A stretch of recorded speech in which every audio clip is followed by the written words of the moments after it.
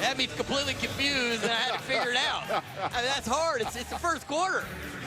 Good start for the Gladiators. They march it down and lead 7-0. The Liberty Bell in Philadelphia. Looking pristine right there. Looking good. Sold down 7-0. They're about to get the football for the first time tonight. Am I just missing the crack? Isn't there a crack in Yeah, it's on the other side of it. We somewhere? prefer in Philadelphia, those of us who are from Philadelphia, to show the perfect side. Okay, so it hasn't been repaired. No, never. All never. right. I mean, I'm not a historian. I could be wrong, but the last time I saw it in person, there was still a crack. So the Bean in Chicago, where I reside, it doesn't have quite the history of the Liberty Bell. I could go crack the Bean maybe and see if there's some character that's even added to it. I mean, if anyone's going to do it, you could do it. Headbutt it. I don't think Emmanuel would mess with you. I think if he ran into you, you'd be all right. Stevenson on the return. Larico Stevenson. Oh, that was a good move right there. Gets into Cleveland territory. The 6th-year man out of West Georgia. 35 yards on the return. Catching the football cleanly, no net action there. Stevenson able to advance it on the coverage team that much more quickly. So imperative to get the football to the net as a kicker, and you, of course, are looking for those bar balls in the AFL. Dan Rodabaugh for Philadelphia has had a terrific career, but through 3 games off to the best start of his career. 22 touchdown passes, just 3 interceptions at a quarterback rating better than 116. And Rodabaugh looking for McDaniel, and it's incomplete. Here's a look at the rest of the Philadelphia offense. 3 really solid receivers. Tommy Taggart, people wonder whether there'd be a drop-off at fullback. He's been excellent in protection. Dan Rodabaugh has only been sacked twice this season. So the guys up front, including a former Gladiator in Shannon Breen, who's now with the Soul, up there protecting Rodabaugh. And also the game plan of Clint Dalzell gets the ball out quickly. It's a rhythm offense. Season after season, we see Dan Rodabaugh not taking much punishment during Soul games. Rodabaugh on a 3-step. Completes it. That's Marco Thomas. And Thomas last year was a stud for the Iowa Barnstormers. He was the AFL wide receiver of the year. And Thomas just had a nice rhythm, very fluid coming off the line there. No press in his motion. They just ran a stack route. A way to pick up a few yards, but then still setting up a 3rd and medium scenario. 93 Thomas missed a bunch of camp, but has still been consistent, at least 7 catches in each of the first 3 games. Once he learns this offense, we'll see them target him even more, I believe. Go ahead. Rodabaugh looking for Thomas, and he got hit before the ball got there, and here comes the flag. Dominic Jones is one of the most physical guys who plays in the league at any position. Pass interference, defense, number 2. 10-yard penalty, automatic first down. Now, I know you were a coach, you don't like penalties, but he delivers a message right here, and I think it affects receivers. We'll see Jones throughout the night from the middle safety position. He'll stay deep, just trying to make sure, especially as fast as Marco Thomas is, that no one gets behind him. That's the way Jones loves to play. Just mistime the collision there with the receiver. We'll see throughout the game. Dominic Jones using the physicality you referenced there as a little man. He's about as dangerous as any player in the AFL secondaries. 1st and goal. They get it to big fella Adam Smith, and he is stopped by Tim Cheatwood right away. Cheatwood not fooled on the play there, the MAC linebacker. Let's take a listen now to Dan Rodabaugh with his head coach. Let's go left stack. Oh, let's go bunch left. Z in between 93 fin. There you go, Marco. You got the corner. You got the over. You got the fin.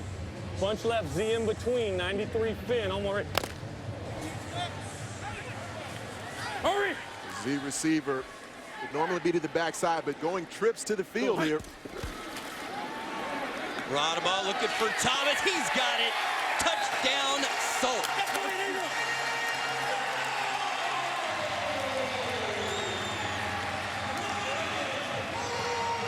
We heard quarterback Dan Rodabaugh remind his new weapon, Marco Thomas, you've got the corner. We'll see Thomas from the stationary position work through some traffic and then show the patience before he breaks out towards the corner. You see him there, the hesitation at the line of scrimmage. Radabot protected well enough in the pocket, delivering the football on time and on the money. And with the perfect amount of arc. It was a good throw there from Dan Radabot. The kick is up and it is good. Marco Thomas, his 7th receiving touchdown of the season. Radabot has now thrown 23 touchdown passes. So the sole quick response as Radabot places it perfectly into the hands of Marco Thomas. Next week, coverage of the Arena Football League continues Saturday, May 2nd, when the Arizona Rattlers host the San Jose SaberCats in a rivalry that's one of the best in the Arena Football League. San Jose and Arizona Saturday at 9. You can see it on ESPN2 and watch ESPN.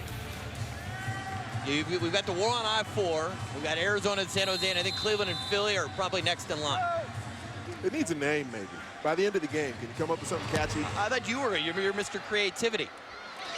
Been hitting the head a lot, Wolf. Yeah, that's true. Thurman on the return. He's got some room. And he dances his way to the 11-yard line. Shane Austin on his opening drive, 3 for 4 for 41 yards.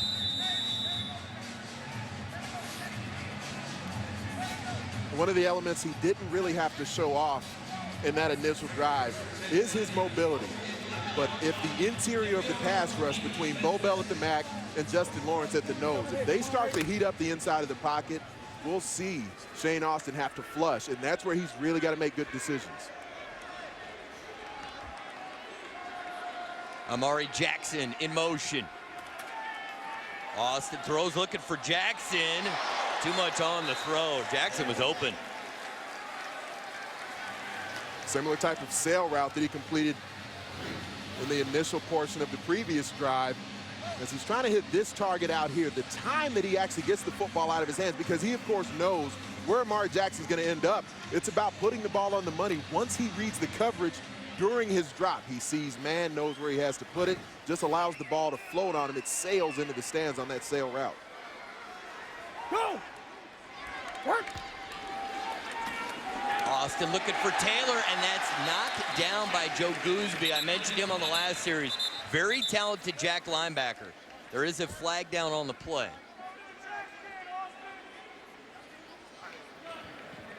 Personal foul, leg whip, offense number 75. The penalty is declined, 3rd down.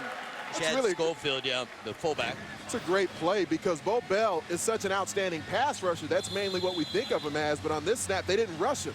They went with the MAC delay and just using the depth of the box where you can only be 5 yards deep as the MAC linebacker. He's really only about 3 yards from the line of scrimmage, but not a pass rusher in that scenario. Gets right in the throwing lane as is intended by that defensive call. It's interesting because Coach Tunn talked about his guys needing to get in the passing lanes, and it's Philadelphia who doesn't rush the MAC linebacker there. Catch is made by Goodman. And Goodman is spun down in Philadelphia territory after a gain of 19. It's a great move by Dominic Goodman. He was a quarterback in high school that actually rushed for over 2,000 yards. You see him just come out of his break right there, plant the inside foot, and then pivot right out of it. It's about more than speed at the wide receiver position. There's a fluidity in the route running of Dominic Goodman, the ability to come in and out of breaks at a high level.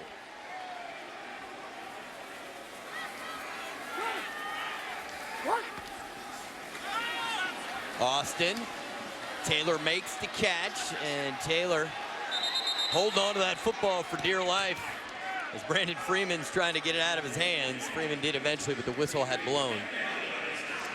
This is a decision in throwing the football where he does that protects it. But to the right side there, Amari Jackson wins to the boundary, makes an outstanding move. Just got to throw the football out there just towards the front corner. Again, a decision that's made there from Shane Austin that protects the football, delivers it into a safe zone, but there was a touchdown opportunity that was missed. See 67 passing yards already for the Gladiators. Go! Work! Austin gets it to Taylor, and Taylor makes the catch. There is a flag down at the 12-yard line. Personal foul, leg whip, offense number 75. 10-yard penalty, repeat second down. This Cleveland offensive front is known as a chippy group. But one of the things that happens, if you know you're going to get beat on the interior, Chad Schofield just makes a business decision. He says, I can either let you hit my quarterback or I can leg whip you and make sure you're not going to get home on your rush. I have leg whipped people myself in my day. That doesn't surprise me. I feel like you'd leg whip me up here if you were allowed to. Now, Schofield goes to the bench, though, because he's picked up 2 penalties, and it's the same penalty, so he's been replaced. Go! Austin going for it all. Jackson's open. Can't hold on. He had it, and then the ball ran in to the backboards, and he dropped it. That's twice that Shane's put too much on the ball.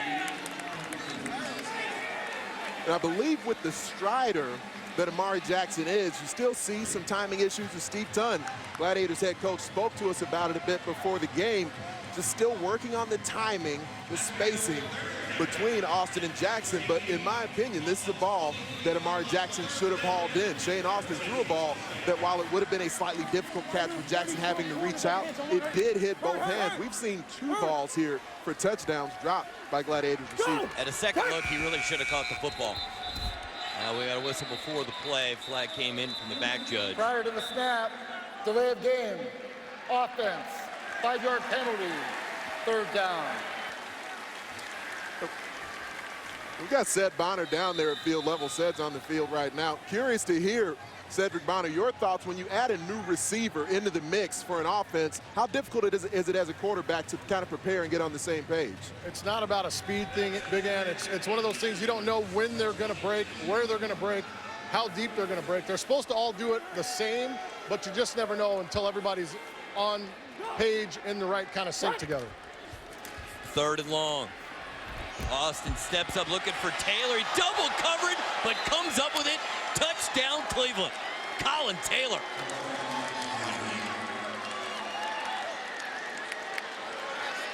Wow.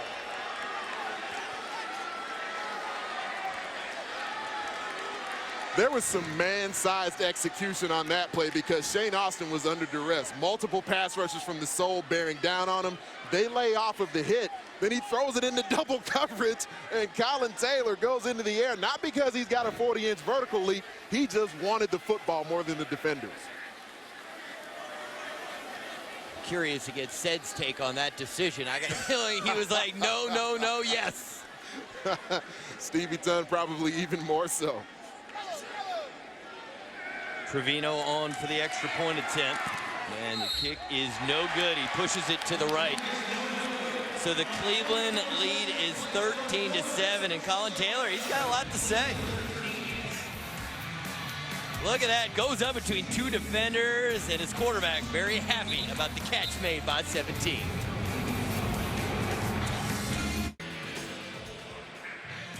Thank you very much. I know sometime tonight that Anthony Herron will be eating a cheesesteak. Will Geno's be the lucky spot is the question. Maybe Pat's, maybe Tony Luke's. There's Jaws. Yeah, it's probably Jaws' treat, I think. Oh, I think so. Oh, yeah. He's probably going to He's a big deal in Philly. Yeah, I think we get free cheesesteaks. I wonder where Doug Kazarian goes for his cheesesteaks when he's in Philly. Off the net, it's Stevenson. And Stevenson out just past the 12-yard line. In our family, it's all D'Alessandro's out in Roxborough. Yeah. That's the family spot. It's the jewel of cheesesteaks in Philadelphia. We'll get you there one day, Anthony. I'm certainly down. Oh, I know you are. He'll have 2, please. Do not have to twist my arm on that one. Let's take a listen to, we are at the end of the first quarter. Well, we told you they played 3 times last year, and the 3 games were decided by a total of 5 points. So far through 15 minutes of football, a 6-point lead for Cleveland, but Philadelphia with the football when we come back for the start of the second quarter. Stay with us, AFL on ESPN.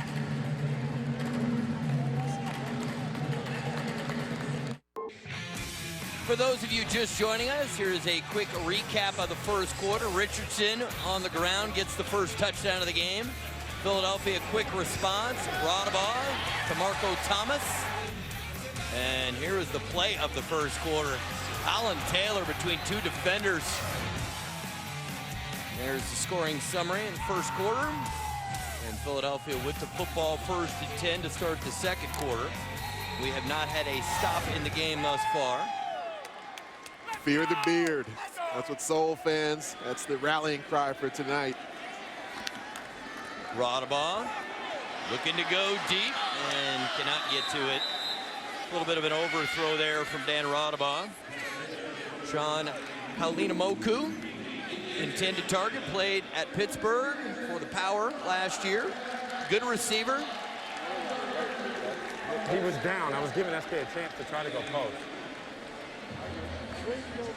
Did you hear that? Coach agreed with him. Doesn't happen very often. Let's go 34 naked cross down. Ah, come on, get another. Here you go. Hey, let's go trips left, 34, naked cross dive. One more, ready. You're going to see the first carry of the game for fullback Tommy Taggart. Make sure he's got a little space to operate there. Go, hut. And Tommy Taggart, another guy who played for the Pittsburgh Power a year ago. Virtually no place to go. Cleveland does a nice job there. They're 4th best in the AFL defending the run, just under 19 yards per game. And Clint Dalzell hasn't been shy about giving Tommy Taggart the football, even though he doesn't have that Derrick Ross sort of explosiveness from the fullback position, but it still keeps the defense honest. There's something that especially the linebacker position has to honor when they operate that way. He's averaged 8 carries per game through the first 3 weeks, so he certainly had not abandoned the running game. Go. Rodabaugh, and that's behind the receiver, and he looks frustrated. This reminds me a little bit of week 1. Even though they won against Orlando, there were times where you could tell everyone wasn't on the same page. Even though they're leading the Arena Football League in scoring offense, so they've certainly been very effective, but you can sense some frustration there. Marco Thomas coming over, attempting to talk to Dan Rodabaugh, Clint Dalzell. There you go, trips left, line back, 93, wide cross, one more, ready. I got hit you, look out. Hey, Big Ant, they were expecting Kalena Moku to sit down on the wall right there. He was running his bow route or arrow route. He needed to sit on the wall. That's what they were expecting. Rodabaugh, McDaniel, nice catch. Enough for a sole first down.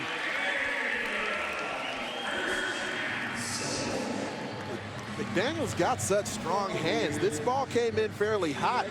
He's going to come in motion, work on the over route. As he does, just whips his head around, and the ball's right on him. Right at the last second, has to extend away from his frame to make the grab. Well-thrown football. And let's celebrate Dan Rodabaugh. He just eclipsed 20,000 passing yards in his career. To give some perspective, the all-time best, 62,000, Aaron Garcia. Go ahead. Rodabaugh touch pass, and Adam Smith makes the catch. The guy looked like a real tight end in the outdoor game right there. That's not easy in traffic. You're going to run up the seam. Why not let a 320-pounder head in that direction? Adam Smith out of Western Kentucky. He's done this a little bit in his career so far. And Dominic Jones isn't used to hitting a guy and going backwards. He's usually the one inflicting the punishment, but not that time. There's some pads popping out there in the AFL. 1st and goal. Go hot. Daniel looked like he was held. And it's incomplete, and Rodabaugh is complaining, and here comes the flag.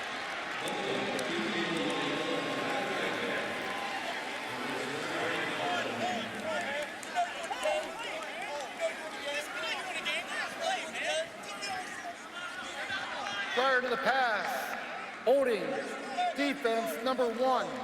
At the distance to the goal, automatic first down. That's Brandon Stevens, played at Miami.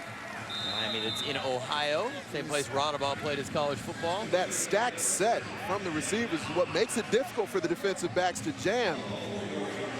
It's that little tug at the jersey as McDaniel tries to disengage, tried to swim over the top. Now 1st and goal just inside the 5. Little shuffle pass, and McDaniel, might have been a face mask there, as Jones is contending that he grabbed his face mask. And that play right there was made famous by Clint Dalzell. He executed that quick shuffle pass better than anyone. Marco Thomas was trying to get a block here out in space. Dominic Jones able to fight off of it. And Jones certainly had a good gripe there. It did look like Thomas, as Jones was attempting to disengage, just tugged at the face mask a bit. Jones with the eyes inside, plays off the block. Thomas gets a grab of him. If there wasn't a face mask, there was at least a jersey going on there. McDaniel's got 10 touchdowns on the season. Rodabon goes to Thomas, and Thomas makes the catch, but is stopped at the 1-yard line. Now, a year ago, you'd think Derrick Ross. What do you do now? You have enough confidence in Taggart that you still keep it on the ground? It's an option because of the down and distance here. You're not looking at 4th down yet, so you've still got the opportunity to run the football on 3rd and goal. But Dalzell has started to show more and more trust in Dan Rodabot to throw the football in these scenarios here in the red zone. The toss to Taggart has a seam and a touchdown. Lots of flags coming in. This one maybe coming back. Flags coming in, rightfully so. Offense number 3, 10-yard penalty. Repeat 3rd down. So Marco Thomas guilty of holding. The same player that he held a couple of snaps ago that it got missed. Again, you're going to see Dominic Jones just do a really nice job here, playing off the block. Eyes go inside at first as he's attempting to disengage. Marco Thomas grabs him outside the shoulder pads. You can get away with it a little bit more, even on the previous play where you saw his hands were further inside. More difficult for the officials to see that in college. This is double post, wing angle. Now it's 3rd and goal from the 11. Here you go. Hey, let's go. Bunch left, Z back, 50, double post, wing angle, wide jab. Don't worry. It's a good play from this field position because they're going to use levels to attack the middle of the field. Rodabon connects. Thomas the catch, but he's about 1.5 yards shy of the touchdown. It's a nice play. Trevor Colston as a rookie defensive back because you've got multiple receivers crossing your face, but in man coverage, you just have to focus on the one blue jersey, in this case, Marco Thomas, so he doesn't allow the extra trash and traffic to take his eyes off of his primary target. That's why we're at 4th and goal. 4th down has been good to Philadelphia this year. They are #1 in the AFL, 7 for 9 on 4th down. And there's confusion. And now McDaniel will be the motion guy, and they'll give it to McDaniel, and McDaniel will seek the end zone and find it. Touchdown, Soul.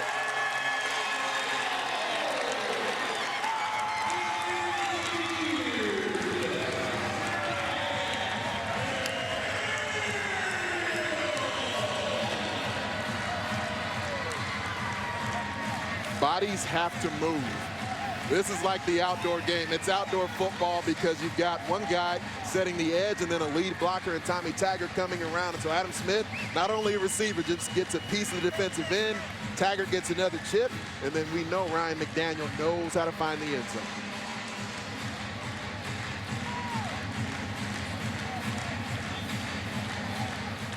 You don't get that quick penetration as a defensive lineman in that scenario. It makes it tough. Brian Randall there gets an A+. That was not a good snap. Goes up, gets the football, places it down. The extra point is good. Dan Rodabon said, hey, Randall, nice job there. And here's McDaniel, fights and wills his way into the end zone. 8-play drive. Philadelphia leads 14-13.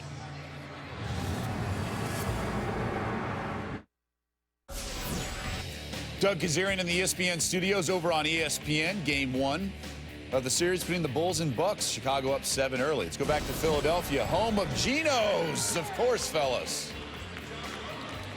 Welcome back to the Wells Fargo Center in South Philadelphia. Ryan McDaniel has got a touchdown on the ground, and that beard has become famous here in Philadelphia. The mantra, fear the beard, has spread to the city of brotherly love. McDaniel has been a star on SportsCenter as well. He's frequently been in the SportsCenter top 10 throughout this season with his miraculous catches. Onside kick. Onside kick, well executed. Xavier Boyce with the recovery, and that was textbook execution.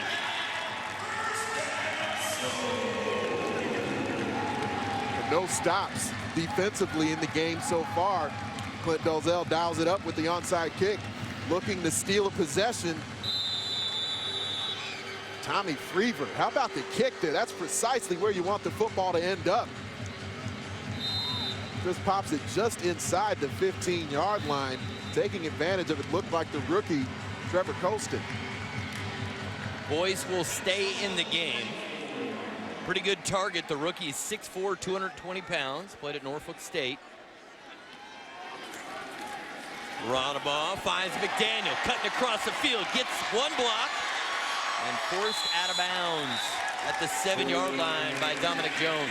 I like the read from Dan Rodabaugh because Brandon Stevens had great spacing. He was falling off to the boundary side.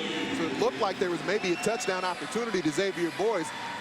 But Rodabaugh looked off of it and then delivered it short underneath to Ryan McDaniel, just dragging across. Great coverage, great spacing there to the field side from Stevens. Doesn't allow that potential touchdown opportunity on the over route coming across from Boyce. That's a quarterback who knows what he's seeing and trusts his eyes. Rodabaugh, look at McDaniel's got it. Touchdown sold.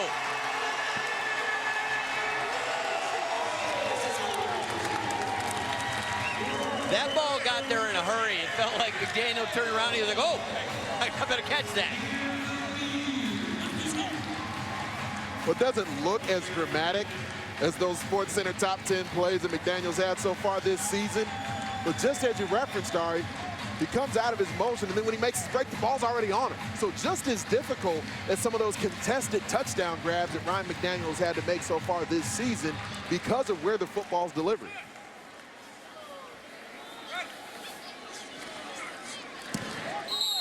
Extra point is up, and it is good. Philadelphia. They get the onside kick, and we have back-to-back touchdowns for Ryan McDaniel. This time, it's through the air, his 11th receiving touchdown of the season. Welcome back to Philadelphia. Here we're the sole lead, 21-13. I'm here with Mr. Philadelphia, Ron Jaworski. This guy needs no introduction. Take me through your off-season process, retooling this team, trying to get it back to that championship level.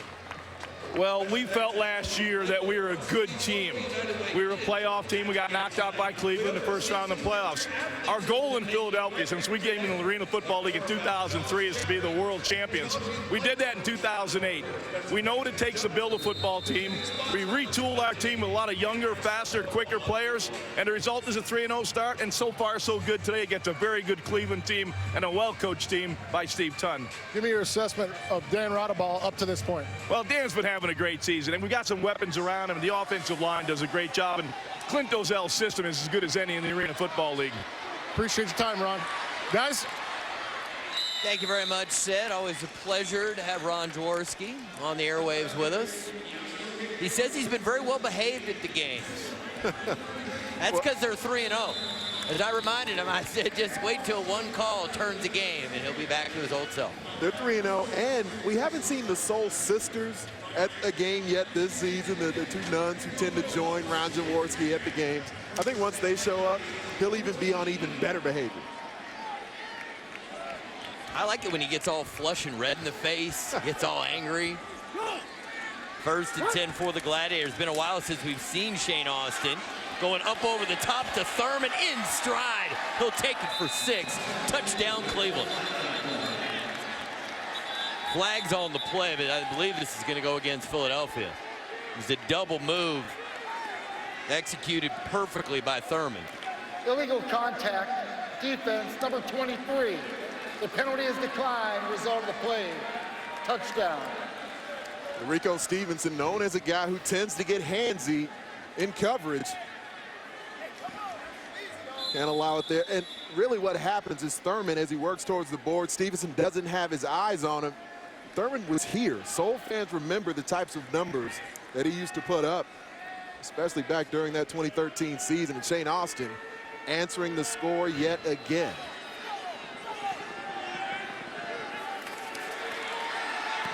Extra point is up, and it is good. The Philadelphia lead is 21-20, a little more than 5 minutes to go in the first half. It's time to believe. The NBA playoffs on ABC. Countdown tips things off at 2:30. Then King James and the second-seeded Cavs take on the surprising Celtics in 3. So Cavs and the Celtics. I'm not sure completely what to think of my Bulls yet.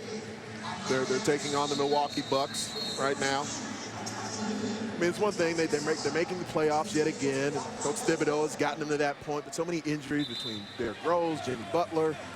I don't know. I'm not feeling fully confident yet.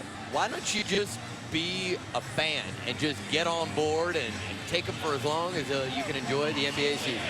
Certainly supporting them. There's no doubt I want them to win. You seem, you know, like there's this inner battle that you're not ready to fully commit. I mean, they could win it all this year, Anthony. They could, but they've just been so banged up. And then, you know, there's rep numbers, and they're trying to figure out how many minutes each guy's going to play during the regular season. It's been, for a team that's won as much as they have, it's been a very tumultuous last 2 seasons for the Bulls in Chicago.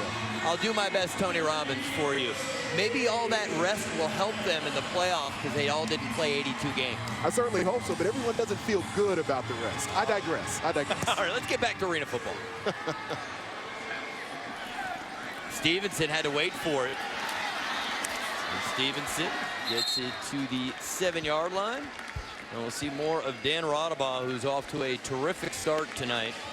Just one quick point with Adrian Trevino on the kickoff. Even though he didn't get it high into the net, it wasn't a bar ball, makes such a big difference for the kickoff cover team because of the fact that he at least got it to the bottom part of the net and the delay there before Stevenson was able to field it in advance. You see the field position that Philadelphia now deals with because of that. Love for the kicker. We really are in the city of brotherly love. Because I wasn't loving what he was doing up to that point. Fair enough. Rodabaugh, 9 of 11, 72 yards, 2 touchdowns in that pass. He almost got Marco Thomas in some big pain right there because when Dominic Jones is coming downhill, he may not be tall, but he is thick and strong. I've come to know Dominic Jones as Napoleon because he's got that little man complex that anything coming in his space, he feels he needs to dominate it. Not a big guy, listed at 5'9", probably more like 5'7", I think. You know, you might be able to dunk on him. Between the two of you, if there's like an 8-foot hoop and you had like a trampoline to work off of. Let's go 7 feet. Let's go 7. 7 feet. I think I can handle that. Catch is made right in front of it, Dominic Jones. Nothing he can do. Well thrown ball and a gain of 18 yards. Halina Moku, very nice catch. And Rodabaugh is looking so comfortable in the pocket. We get used to seeing this in the Arena Football League, but we really shouldn't miss the fact Halina Moku just went ramming into the boards there. Luckily, it was in front of his own bench, so there's no friendly fire potential. But for him to run full speed at that 4-foot padded wall and to be able to throttle down just enough to make a clean catch, but still take the collision from the undefeated wall. Rodabaugh, plenty of time, and he throws that one into the 3rd row. By the way, have you ever seen Coach Dalzell with the baseball cap during a game, or is this a new look? This is a new look as far as I know. Now, I'm not sure if over the years, maybe it's just something he's picking up. I haven't noticed his hairline doing anything. No, it looks good. Hairline's good. I think he told us he was going to be calmer this year. Maybe this, you know, keeps him focused, doesn't get as angry. Because, you know, internally, it's just a mess. But Dalzell, a fabulous career. Arena Football Hall of Famer. That catch is made, but only a pickup of 4. It'll bring up 3rd and 6. This is where the clock isn't in consideration yet with 2.5 minutes remaining. But if they want to start thinking 2 for 1, they've already been able to get 1 onside kick in this half. If they get a quick score here, we could see another onside kick from Philadelphia Soul. And keep in mind, they get the ball at the start of the 3rd quarter, so that extra possession was critical. First down, all right? Trips right, wide back, 92, wide sails, V slant, wing bubble. First down, right. Hurry, hurry, hurry. See the sail route coming. So the corner will be the first read there from Rodabaugh. And Rodabaugh gets it quickly to Thomas, and he is forced out of bounds after they pick up the first down. When you hear Rodabaugh deliver the play to his teammates, you realize how comfortable he is, because last week when we heard Adrian McPherson with Los Angeles, you could tell that when he said it, he didn't have total conviction. It just roll off the tongue. I think one of the guys in the huddle, it got to feel good when you know the quarterback literally knows the system backwards and forwards. Stick. I'm ready. Towel. Water. You good? It's an excellent point you make there. Even seeing something like that where he's so comfortable with what's in his head that he can still communicate and coach during the play. Rodaba, the throw, is it picked off? No, incomplete. Dominic Jones tried to sell it to the back judge that he picked it off, but it hit the turf.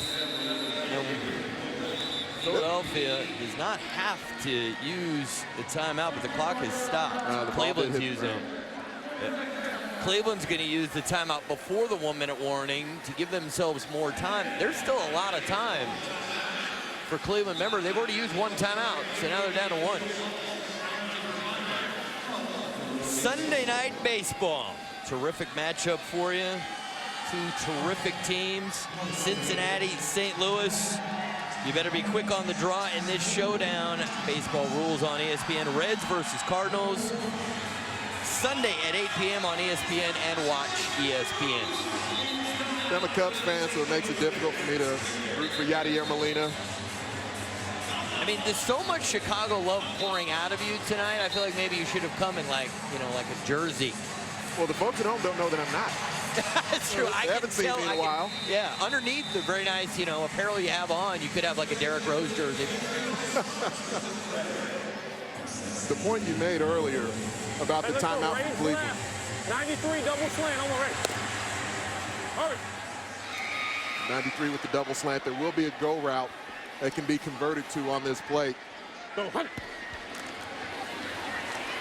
Rodaba, and Boyce makes the catch, gains very little. Now, does Cleveland use their last timeout? It appears they will not. So we will come to the 1-minute warning, and we will explain the timing rules of the final minute of each half when we come back. As Philadelphia currently clinging to a 21-20 lead. And Coach Dalzell doesn't look happy, but Anthony is going to be happy later on when he witnesses this firsthand. Little Philly cheesesteak after the game. Does this smell-o-vision? Thanks, Doug. You talk about the undefeated teams, and we know San Jose will remain undefeated for another week because they won last night against Jacksonville. They're 4-0, and Philadelphia, the other undefeated team, going up against their arch rival, the Gladiators, here on ESPN2. Rodaba, and it's incomplete. Now McDaniel ran into Jones, no call. The back judge determining it was incidental contact. As a defensive back, you do need to be able to fight for your space here in the secondary. So as McDaniel goes and initiates the contact, Dominic Jones does an excellent job keeping his eyes in the backfield. It's a man look, but he's really in a zone position there with that deep pedal back into the end zone. Here in the final minute, the timing rules change. The clock will stop on any play that ends out of bounds or on incomplete passes. Rodaba, the throw, McDaniel the catch. He takes some abuse from Jones, but it's enough for a sole first down. And now they really control the clock for the rest of the half. Cleveland only with one timeout left. The majority of the deflections that Dominic Jones has had this season have come from using the collision, not really breaking on the football and being able to break it up before it gets to the receiver, but on bringing the thump, on collisioning receivers as they're attempting to make the grab. Clint Dalzell told us, we spoke this morning, that McDaniel has been the team MVP, and he has been their MVP here in the first half. It's Taggart, and Taggart purposely doesn't score there. And if you're new to arena football, he dove to the ground to not get in because he either wants Cleveland to use their final timeout or let the clock keep ticking. And now we're under 10 seconds to go in the half. Run the dive play there. Look at, he's squeezing his body back in play. Getting it essentially to the 1-inch line. I've always been a proponent of this scenario, especially where there's this little time remaining in the half, and you just never know what'll happen. You know, the purists of the AFL quite often feel like that's the right call, and Clint Dalzell, of course, one of those guys. I feel like Taggart should have gone ahead and scored in that scenario because you don't know what the next 8 seconds will bring. Seth Bonner, I'm curious for your thoughts on the no-no sort of scenario we're in right now. I'm an offensive guy, so I've never liked the no-no. I mean, I know at times you need to have it, but in that situation, you never know if you're going to get it in here. It's tough to score from the 1-inch line. Cleveland's played really tough defense up front. I'm not so sure if I wouldn't have taken that touchdown knowing I'm coming out with the ball to start the third quarter. Willie McGinnis was an all-arena nose last season.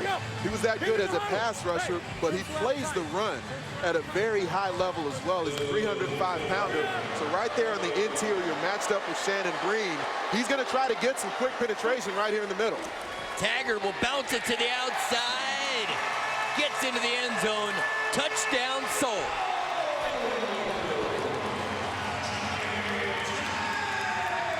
With the entire Gladiators defense bearing down to try and stop either a fullback dive or a QB sneak. The stretch play, run to the outside to Tommy Taggart. Taggart's third rushing touchdown of the season. Now, off air, we spoke about whether or not time of possession in games is going to become a relevant stat. Just a talking point, Cleveland in this quarter has only had it for 1 minute and 28 seconds. You do wonder late in the game if their defense might be a little bit tired because of all the time they've spent on the field. I still at this point don't feel like it's certainly not relevant to the degree that it is in outdoor football. And I even think by AFL measures, the thing that separates this game right now is that there's been an onside kick. Philadelphia has stolen a possession. So that certainly makes a big difference as the game continues, having that possession lead. Philadelphia, 11 plays, 43 yards on the drive. All right, Philly's finest. Best winning percentages since 2012. Philadelphia so far away in front, 672 winning percentage. And the Flyers over 500. The Eagles had that 4-12 year, which throws that thing off a little bit. Phillies had the glory days, 08, 09. Sixers, it's been hard time on those of us who were Dr. J fans. But, you know, we're building for the future. It's the rallying cry around it. 4 first-round picks coming up. 4. Is that allowed? I thought maybe there was a rule against it. Want to be careful with this kick here. Thurman on the return. Andre Thurman. And he will be buried at the 1. A flag comes in.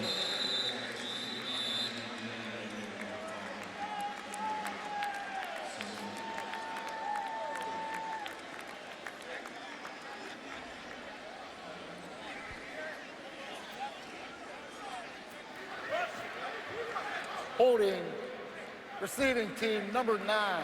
Have the distance to the goal, first down. Well, if Cleveland is smart here, Austin should back up a couple steps and throw this in about the 12th row. There was a play last season, one of the 3 contests that these two teams met, that all came down to the final play from a very similar field position. It was at the end of the game where Shane Austin just hauled off and threw the ball downfield off a tip pass, and Dominic Goodman off the tip came up with it. Soul fans remember that one well. And they complete it to Goodman, and Gooseby will get credit for the tackle. First half complete at the Wells Fargo Center. Philadelphia leads Cleveland 28-20. They have lost 4 consecutive games against the Gladiators, trying to put that streak to a complete halt. Let's go to Sid. Thanks, Ari. Coach Don, you guys got off to a hot start. What happened there in the second quarter besides no possessions for your offense? Well, the problem was they got the onside kick on us and stole a possession from us. Right now, we've had 3 possessions scored. They've had 4 and scored. So we have to create some turnovers, try to get that possession back in the second half. What do you tell your guys in half? I mean, you've been here before against this team. What do you tell your guys in half? You just got to keep fighting. I mean, there's a lot of game left. I'm guessing the second half's going to be a little more crazy than the first half. So if we can get some turnovers, get some stops, and capitalize, we'll be okay. Appreciate it, Coach. Thanks. Guys? Thank you, Sid. Thank you to Coach Tunn. Entertaining first 30 minutes of football. Philadelphia, the 28-20 lead. Don't go anywhere. We'll send it to Bristol. All that coming up on at the half.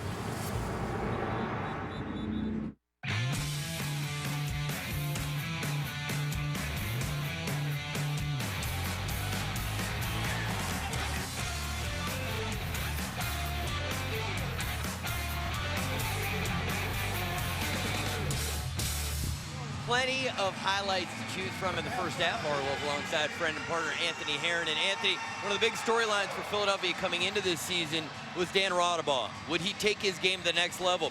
really committed himself physically to becoming a better quarterback, and we've seen really good results so far. It's shown throughout the game, and really part of the turning point in that second quarter, not only the play of quarterback Dan Rodaba, who's got 24 touchdowns, only 3 interceptions now through 3.5 games, but the onside kick that took place as well, because Philadelphia possessed the ball throughout almost the entire second quarter. Only 2 plays run by the Cleveland Gladiators, and there's the onside kick that I referenced there, recovered by Xavier Boyce, and that allowed Philadelphia to go up by 2 scores. And in this game that's been sort of the quintessential AFL battle where both teams are going score for score, that stolen possession is what tilted the game in the first half to now put Cleveland in a scenario like Stevie Tunn told our Cedric Bonner, where they need to find a way, find a moment to steal a possession back in this half. Let's go down to Ced.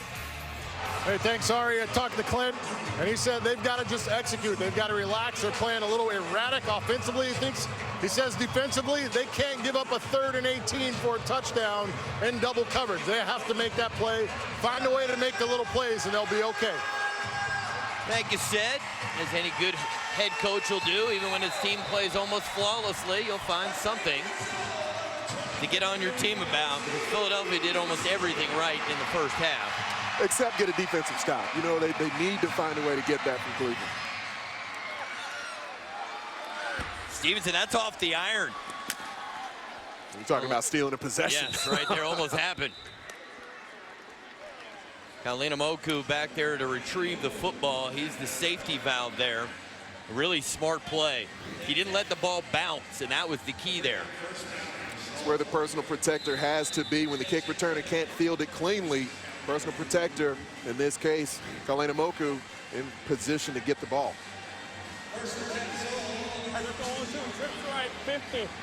Rodaba in the first half, 14 for 20, 112 yards, 2 touchdowns, and no turnovers. Post go option coming. Side adjustment. Marco Thomas. Wide open. Nobody's near him. Now he'll turn on the Jets and score the touchdown. There is a flag down back at the 5-yard line, but the score will stand. It's against the Gladiators. 48 yards. Illegal defense. Number 49, knocked out of the box. The penalty is declined. Result of the play, touchdown. The Mac linebacker, or the plugger, as some old school people will call that position, Tim Cheekwood out of the box, got too wide. But this coverage just completely dropped by the Cleveland Gladiators. There was going to be a pogo was the call, so the post or go option. And Marco Thomas really didn't have to take either option. He just went streaking up the seam. Dan Rodaba did not blow the layup.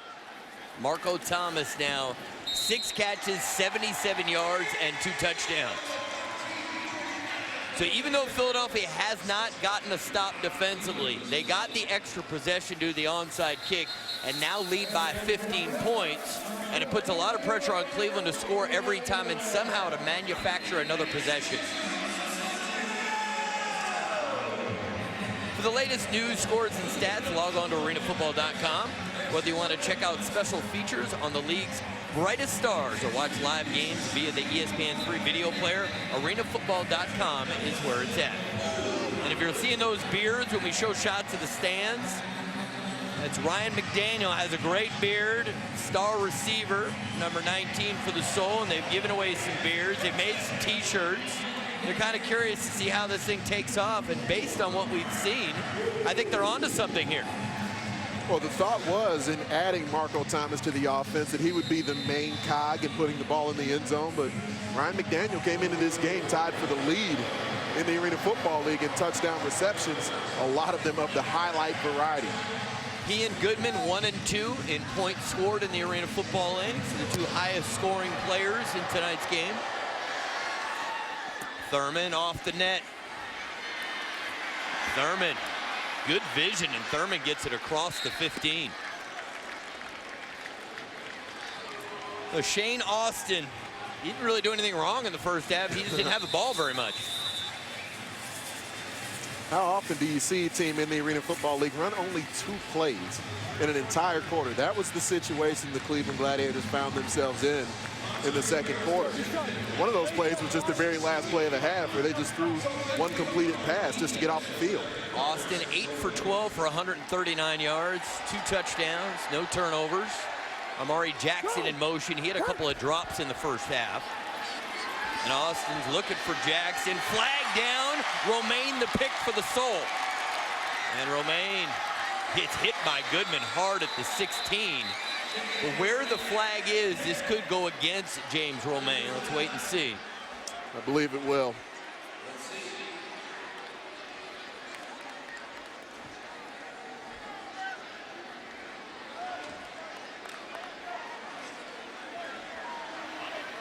Prior to the pass, illegal contact, defense number 25, 5-yard penalty, automatic first down. Anthony, one thing to note, he looked a little shaky getting up from this hit after the play when they might want to target him again. You see, as the route gets run, they run some flash man. Romaine comes down inside, doesn't quite get there at the proper angle, and then it's not really just the contact. He ends up tugging at the jersey. It's beyond the 5-yard mark, so they have the opportunity to call either illegal contact or holding. Keep it short. Goodman makes the catch. Dwayne Hollis with the tackle. 25-year-old rookie comes up with the stop, and let's go to Sed Bonner. Thanks, Ari. Here with Marco Thomas, 48-yard touchdown pass. What did you see coming out in that coverage? Everybody was low. You know, we're really taking what they give us. You know, if they high, we're going to sit it down. If they low, we're going to take it high. And everybody was low. And made the right decision. Quarterback call. With this offense that Clint's run, it's very precise, very demanding of receivers to be good route runners. How are you coming along and grasping the vastness of this offense? It's totally been a process. You know, anytime you got to pick up a new offense, you know, we're about a month in. You know, I'm getting it. You know, we got, you know, minor things to fix here and there. But like you say, he is precise. You know, so you got to be where you need to be at the right time. Appreciate it, Marco. Thanks. Appreciate it. Hey, guys, that was a very politically correct way of saying that Clint is a taskmaster who wants things done exactly the same way every time. Precise. Thank you, my friend. I'm in Switzerland. Yeah, that was really well done. Nice job, Marco. You're going to fit in fine with Clint. And what we've seen, not only Clint Dozell, but also Dan Rodabot getting on the receivers, making sure that the people at the skill position know how this offense needs to be run.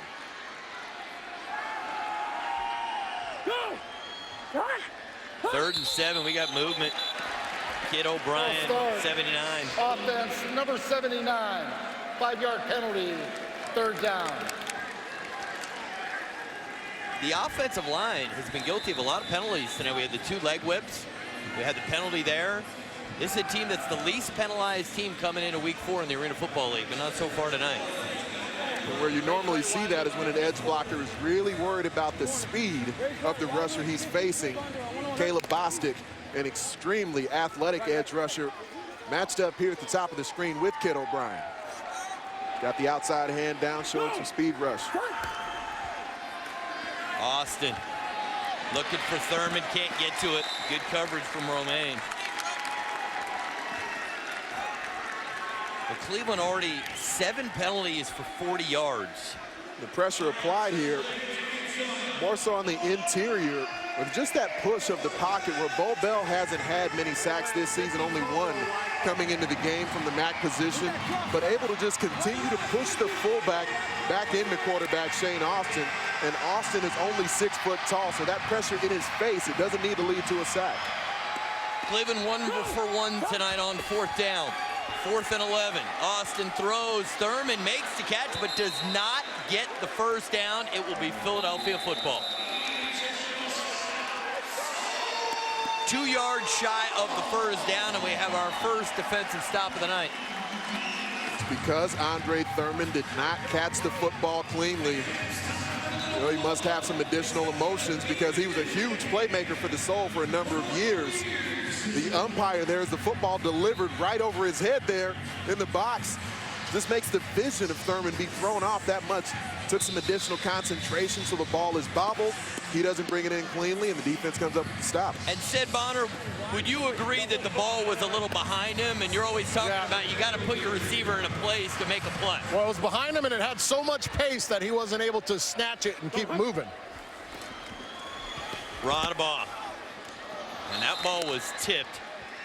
Fennessy got his hand up in the air. We got two good Jack linebackers in the game tonight.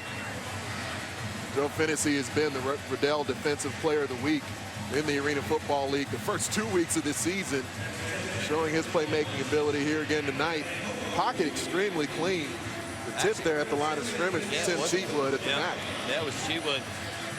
Just to the left, 93, wing sail, first time, ready. 5, 6.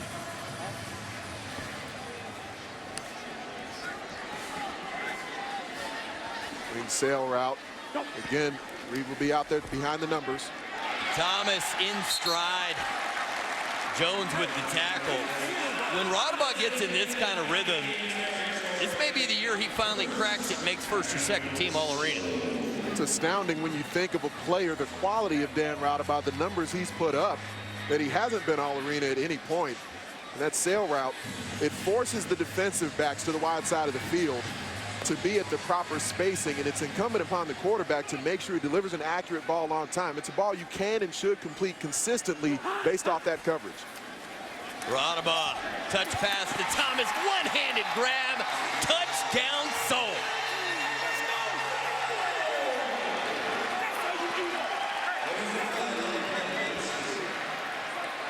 Prior to the pass, holding, defense, number 21.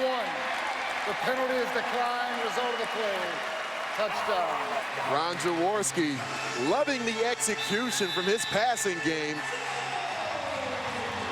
Marco Thomas, only 6 foot tall, not even 200 pounds, but showing the physicality to continue to run through multiple defenders, getting collisions on him, and then only requiring one hand as Raudabaugh delivers the teardrop. Could he go tell Coach Dawzell that was a precise catch?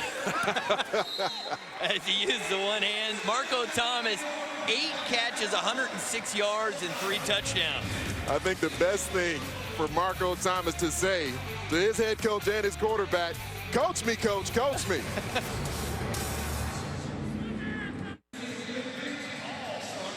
Marco Thomas probably about a foot shorter than Harold Carmichael. Eagles fans remember him from a few decades ago, but Carmichael-esque, running through contact, flashing the mitts in the end zone. A 6-footer is a red zone target. That's a physical play. The Harold Carmichael reference is going to win you a lot of points. You got a better chance at a free cheesesteak now than you did before. That's going to win you some points. I'm all about free cheesesteak. Oh, yeah, I know you are. And Jaworski threw a lot of those balls to Harold Carmichael. There's his wife Liz sitting next to him. And look, he's very happy again, not attacking officials. Big smile on his face, having a good time. At the moment, not attacking officials. Well, it helps when your team's on a 21-0 run. That's the permagrin from Jaws there. Look at that punt him. The team's up 3 scores. That makes a difference. It's a 21-0 and a 35-7 run. Thurman off the net. And Thurman some space. A flag comes down behind the play, and Thurman's still working. And finally brought down at the 18-yard line. Let's wait and see what the call is. Kalena Moku. During the return, holding, receiving team, number 17. At the distance to the goal, first down. That's on Colin Taylor. ESPN2's coverage of the AFL continues next Saturday, May 2nd, when the Arizona Rattlers host the San Jose SaberCats. Big matchup, 2 of the premier teams in the Arena Football League. San Jose is undefeated, 4-0. It'll be the SaberCats and the Rattlers. That is Saturday, May 2nd at 9 on ESPN2 and Watch ESPN. It is a big day in the sports world next Saturday. Hurry. Pacquiao Mayweather. Oh. Kentucky Derby. Huge. And the SaberCats and the Rattlers. Austin looking for Jackson. Good defense. And Austin was starting to hear that clock tick in his head. He looked like, I better get rid of this in a hurry. That is dangerous territory as a quarterback, throwing out of your own end zone. This 21-0 run we just saw a moment ago in the graphic on the scoreboard. It's partly because of this pass rush from Philadelphia heating up. And they're not heating up by winning all their rushes cleanly. It's right in the middle between Bo Bell and Justin Lawrence, right in the interior, just pushing the pocket back. They're not getting hits on Shane Austin so much as just making him feel the rush in his face. Austin's in trouble, and he'll go down. The safety, Justin Lawrence, makes the play. However, there is a flag at the 18-yard line.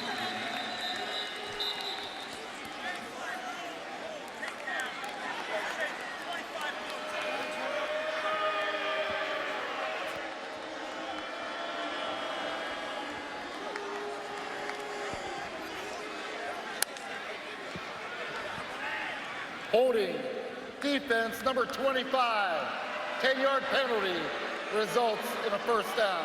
James Romaine, the middle safety.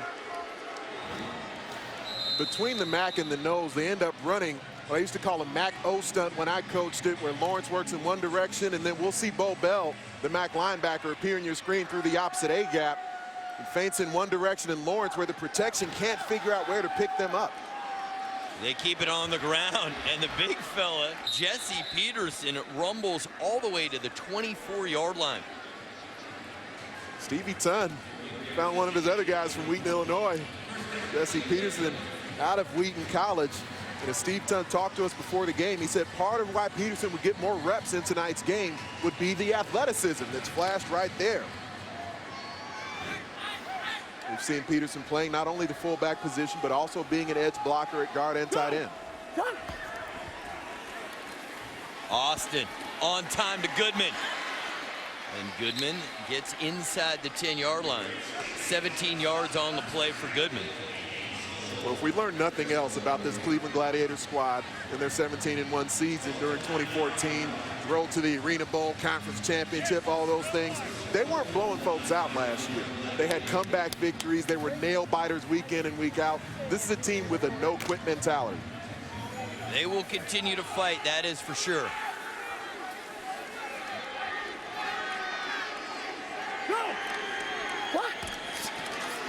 Austin to Taylor. Taylor tries to cut it back, and Romaine finishes it off after Goosby wrapped him around the legs.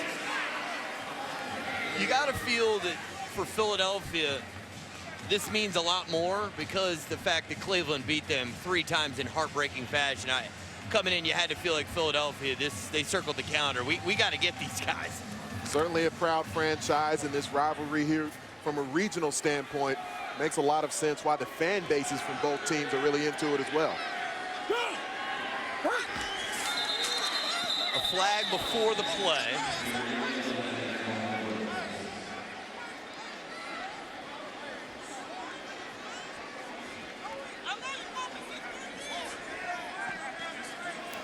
Encroachment, defense number 6, at the distance of the goal, it's second down. So the 3 games last year were decided by a total of 5 points. The 69-68 one was on a Hail Mary tip ball that somehow floated right into the hands of Dominic Goodman. But the one that hurts the most, the playoff game back on August the 2nd. Austin Petrie right down the pipes. Throwing this one up for Jackson. Lots of contact with Stevenson, but no call. Amari Jackson was a stud in college at South Florida. The very, very good teams he played on at South Florida. Spent time in the NFL with the Tampa Bay Buccaneers as well, just fighting off the defensive back. That was a potential Sports Center highlight waiting to happen, not able to get high enough into the air. 3rd and goal. Inside. Go! What? Flag down. Taylor's got it. Touchdown, Gladiators. They might have run some kind of a pick. It looked like the Philly guys had no chance to defend the play. Offside, defense number 23. The penalty is declined. Result of the play, touchdown. We'll call that a legal pick play then. As Dominic Goodman came off the line of scrimmage, there at the top of the screen, he certainly did appear to impede the ability of the defensive back to make the play, but what he does is at least make it look like he's attempting to run the route. He doesn't just come off the line of scrimmage and start to block. He at least tries to advance on the defender, makes it look like he's avoiding him. That's where it's a more difficult call for the official. So if I'm following you correctly, due to his ability to be a fine actor, it was not considered an illegal play and led to a touchdown. I'd say that's probably accurate. because it was at least in the gray area. Results in a Cleveland touchdown, and they needed it desperately. First points in 16.5 minutes. Welcome back to the AFL on ESPN. Philadelphia leads Cleveland 42-27. Philadelphia trying to stay one of two undefeated teams early in the 2015 AFL season. And Austin really hasn't been on the field very much. When he's been out there, he's done a good job. They're going to have to find a way to get more possessions. When do you start considering an onside kick? I believe right now. I don't know that you lose much from it because your defense has yet to come up with a stop anyway. So even though Philadelphia is in position to play the onside, they've got 7 bodies on the opposing side of the field, but it's worth an opportunity. And if you don't come up with the kick, then you're still defensively in position to defend the red zone, which in some scenarios is actually easier. They are in a tough spot. Down 15. 3 minutes to go in the third. And here's the onside kick. It's a good one. And it appears Cleveland has it, and they do. Great patience to not touch the football until it got to the 10-yard line. I'll tell you what, Adrian Trevino didn't have a strong start to the night with his kickoffs, missing the net, not getting there. He's at least gotten close to starting to hit the net. And now he's put himself in position to recover an onside kick.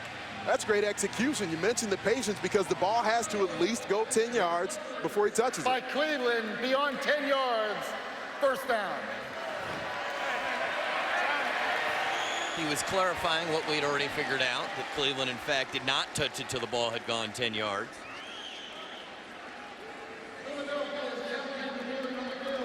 That the ball was not touched prior to traveling 10 yards. So we will have the best replay in all professional sports. It's completely transparent. At home, you're going to see the exact same thing. The official is going to see. He's going to communicate with our television truck, look at all the angles, and make the determination about whether or not the call on the field stands. It'll be Reggie Smith who will be talking to our television truck. Okay. Can you hear me? Okay, what we're looking for to see is whether the ball was touched prior to traveling 10 yards by a member of the kicking team. If the ball was touched prior to traveling 10 yards, that would constitute illegal touching.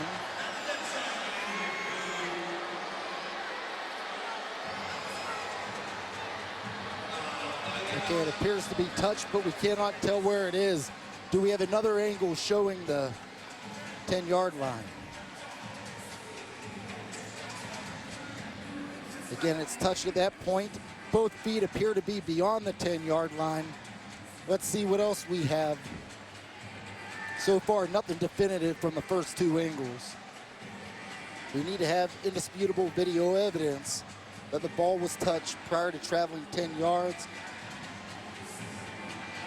Again, it appears to be touched, but with this angle, it is hard to say whether it was touched prior to going 10 yards.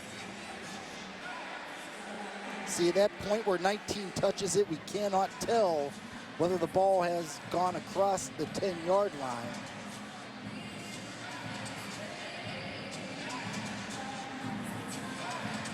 And at that point, we cannot tell. We can see his feet are beyond the 10-yard line, but we cannot tell where the ball is first touched. Do we have any more angles?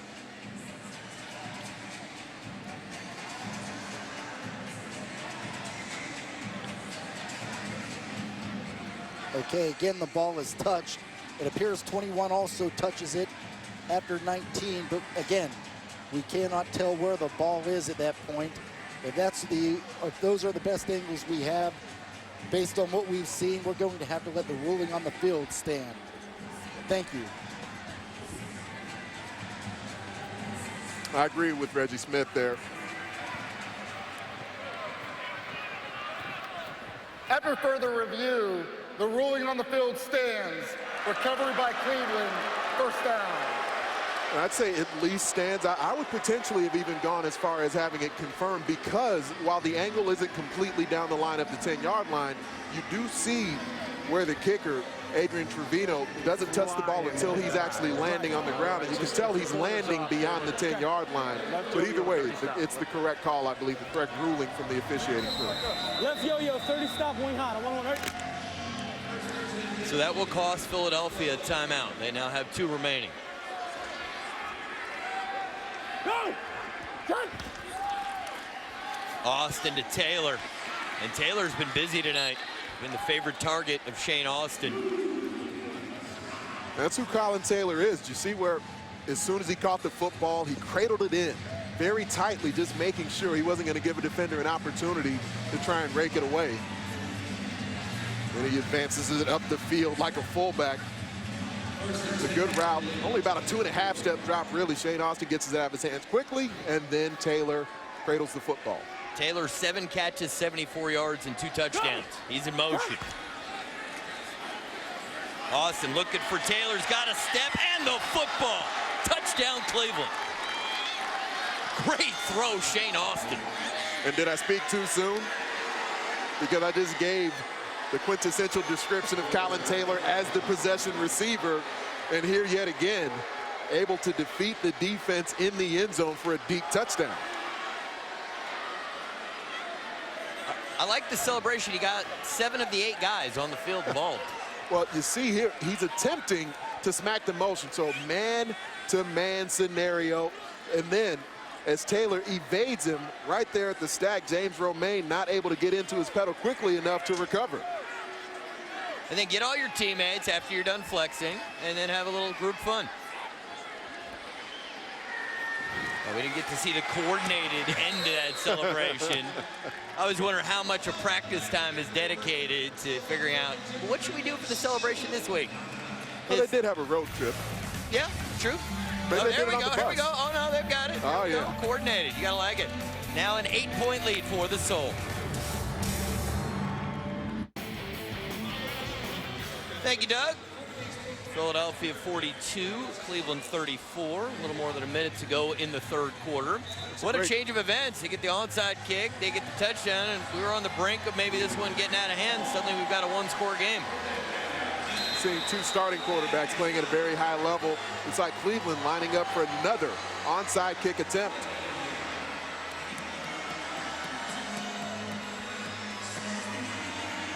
And they will kick it deep.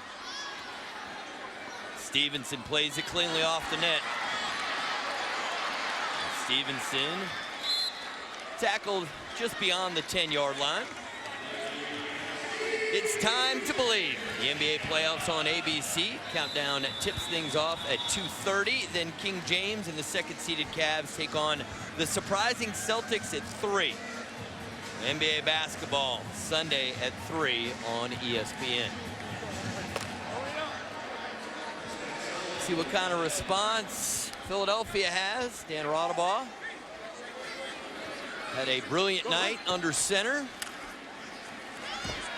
Goes to his 3rd read and still picks up 6 yards on first down.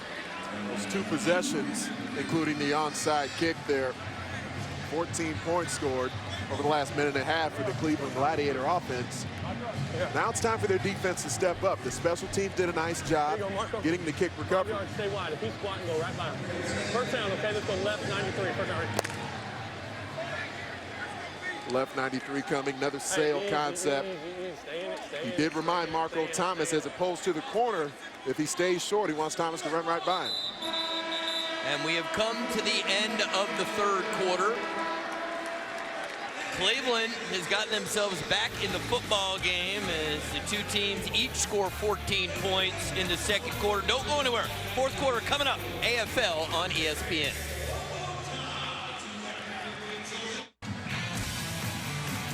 Here's a look at the stats through 3 quarters. Philadelphia is #1 in the AFL in passing yards. Cleveland, a few more passing yards than Philadelphia. But the biggest difference in the game was the onside kick in the first half. Now, Cleveland has recovered an onside kick, so the possessions would be equal except for the 1 defensive stop from Philadelphia. This is where the Gladiators defense has to step forward. I believe their nose, Willie McGinnis, has to make his imprint on this game in the fourth quarter. Rodabaugh completes it. Kalanamoku with the catch and gets into Cleveland territory.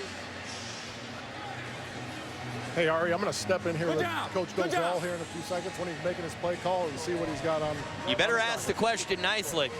I know. Right now, it would be beneficial for me to be nice about it. What do you got here, Coach? Left Tampa, 50 wing choice. So Marco's coming around inside. He's got a choice route to run post corner. Other guys do get second down. Double sit downs with a poster corner by number 3. Watch him in the middle. Go, hunt. Radabon. Kalanamoku forced out of bounds by Jones inside the 10. It'll be 1st and goal.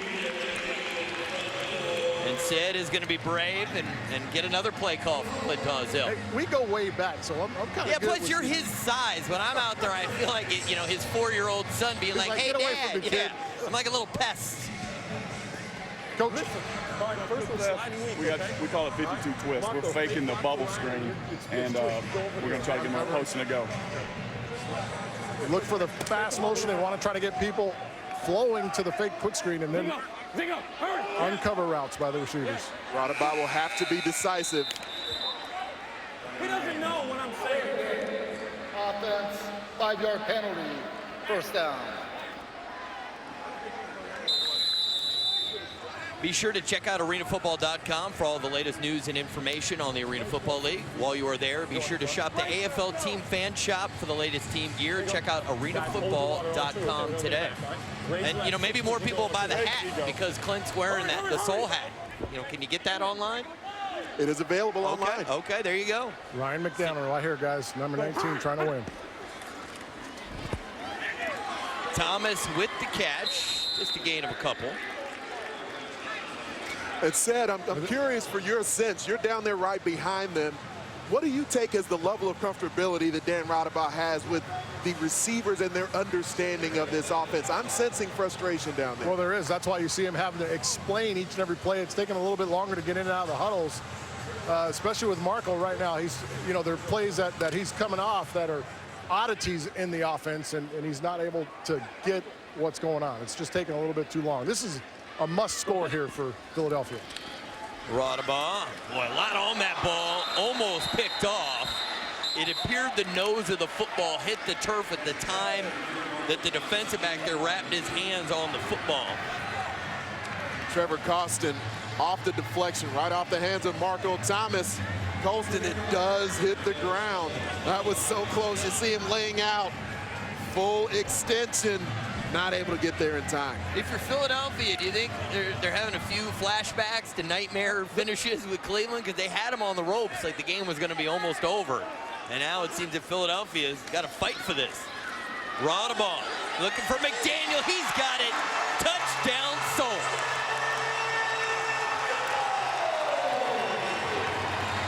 I'm not sure exactly what's going on with Marco Thomas on the field, but the touchdown that just got scored was in spite of him obviously being in the completely wrong position. Well, they ran a double move route there, Big Ant. Stutter and go by Ryan McDaniel. He caught Jones really trying to attack too much. If you're Jones, you just keep him in front and make the tackle, but he bites on the little stop route and gets beat over the top, and that's a great job of finishing the play by McDaniel with contact at the back of the end zone. Freevert's extra point is up, and it is good. Finishing the play and then holding the extra point. Very versatile player is Ryan McDaniel, the bearded wonder. Yes, the bearded wonder.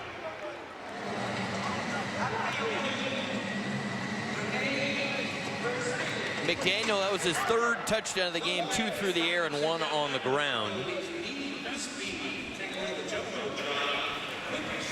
Personal foul, hands to the face, defense, number 56. That 10-yard penalty will be enforced on the ensuing kickoff. Timeout. If you could read McDaniel's mouth, he said, let's finish. He knows who he's playing.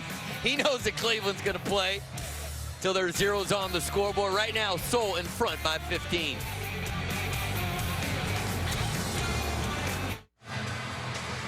A Sunday night standoff. Hamilton and the Reds face Molina and the Cards. You better be quick on the draw in this showdown. Baseball rules on ESPN. Reds, Cards, Sunday at 8 p.m. on ESPN and watch ESPN. A little more than 11 minutes to go in the fourth quarter. The defending American Conference champions on the ropes. And Philadelphia goes for the onside kick, and they don't get it. And Anthony, you're going to have to explain that to me. Didn't seem like a time where Philly needed an extra possession. Clint Dozell looks maybe as confused as you are, but the onside kick has been a huge part of this game so far. Xavier Boyce on the recovery off the perfect kick from Tommy Freeberg. But Adrian Trevino says, anything you can do, I can do at least as well. Even better there because he was a part of the recovery. That's what got Cleveland back into the ballgame. Hey, Big Ann, I think Clint also knew he had this penalty in his pocket. The hands to the face. I mean, it's a really concerning call. I don't know if I'd kick an onside there, but he had the penalty in his pocket to back him up so they wouldn't be in the red zone if they didn't recover. It is a good point, but I dare you to ask Clint about it. No way. I just want you to go over there. No way. But you will see that at times. Again, you know, certain coaches who kind of have that what's thought of as the AFL sort of rule book for what situations you can make attempts that would be outside the norm, knowing you'll pick up the additional chunk of yardage. You'll see some guys go with that. Go! Austin, Taylor. And Taylor's been the man tonight. He loses the football going down. It will be Cleveland football at the 5-yard line. 1st and goal. And Colin Taylor, he doesn't get a lot of the attention, but boy, can he play. Another physical play here off the tackle from Romaine. Oh. We talk about it frequently in the AFL. The wall is and always will be undefeated when colliding with bodies. 1st and goal. Austin pump fake throws, dropped by Goodman. He had 2 chances at it, wow. Big Ant couldn't come up with it. And that's 2 for him tonight. We don't see that. This guy's got some of the best hands in this league, Big Ant. I haven't seen this from him. It was coming set off of a very physical route that he ran where he engages Larico Stevenson in the end zone, basically pushes him off, as Dominic Goodman has been known to do, to create some space, but then he normally is able to make that back shoulder catch. That's a chicken wing, and it's not a push-off. It's a chicken wing. Defensive coordinator Derek Stingley would disagree. Austin, tight coverage, broken up. Thurman wants a call. He will not get one. Romaine in coverage.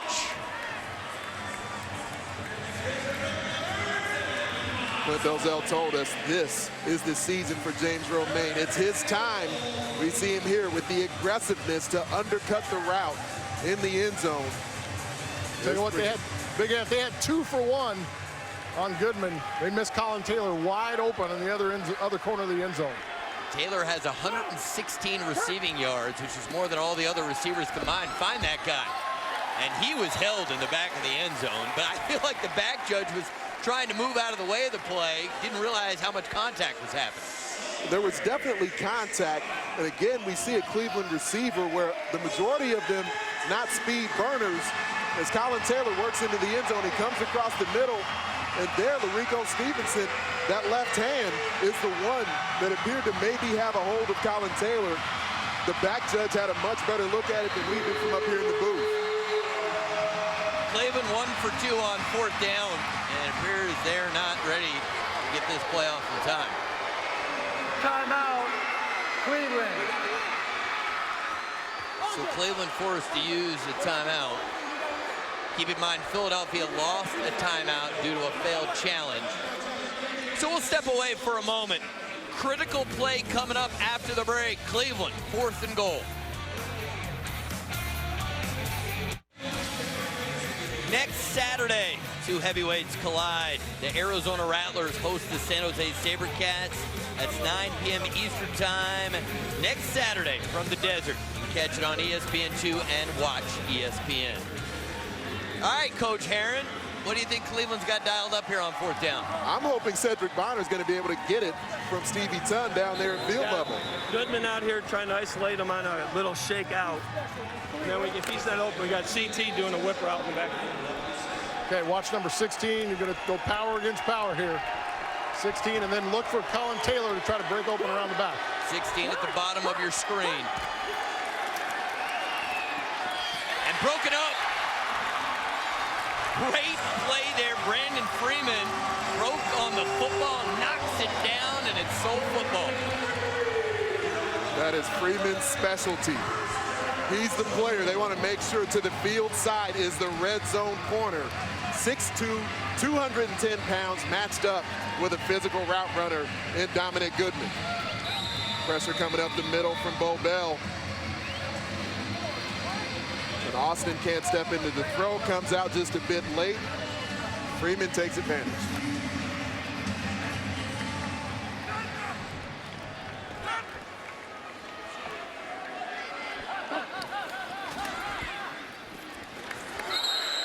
Alina Moku with the catch, gain of 4 on the play. And Anthony, now we go back to the onside kick by Philadelphia that they decided to go for because they knew the penalty was going to back up Cleveland. Well, either way, it doesn't hurt them. They come up with a defensive stop.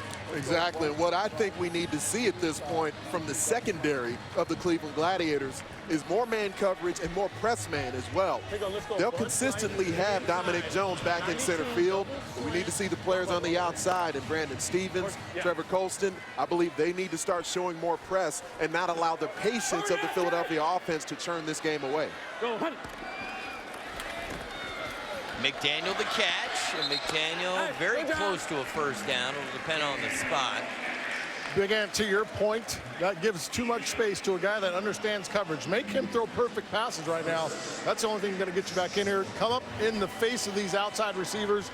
Take the check down away. You know how great Dan is at getting the ball out and hitting the check down, reading the coverage. Make him throw the perfect ball over the top. That's the only chance you have right now. And I believe said, especially when you have a tackler who's usually as certain as Dominic Jones is, you know that if one of the corners on the outside gets beat over the top, Jones is one of the best in the business at recovering and tackling. Rodaba up over the top, good coverage, and a flag comes in. They're going to get Dominic Jones. And Jones is hot about it. Defense number 2, 10-yard penalty.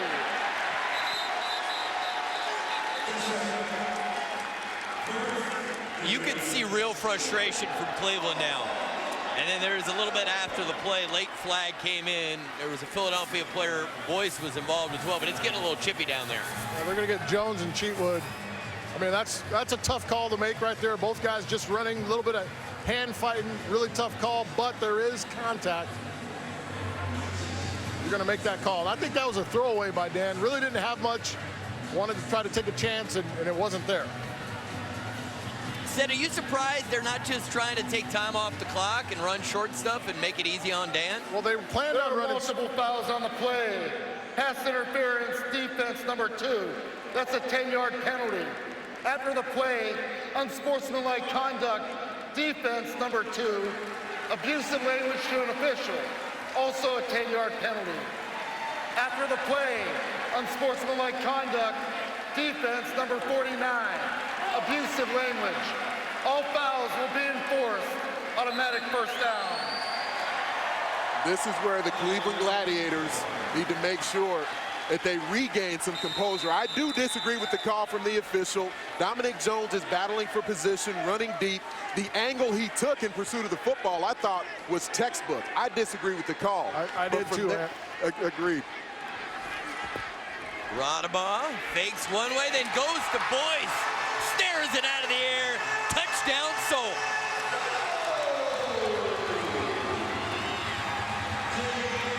Flag on the play. Let's wait and get the call. Illegal defense, number 49, the Mac out of the box. The penalty is declined. The result of the play, touchdown.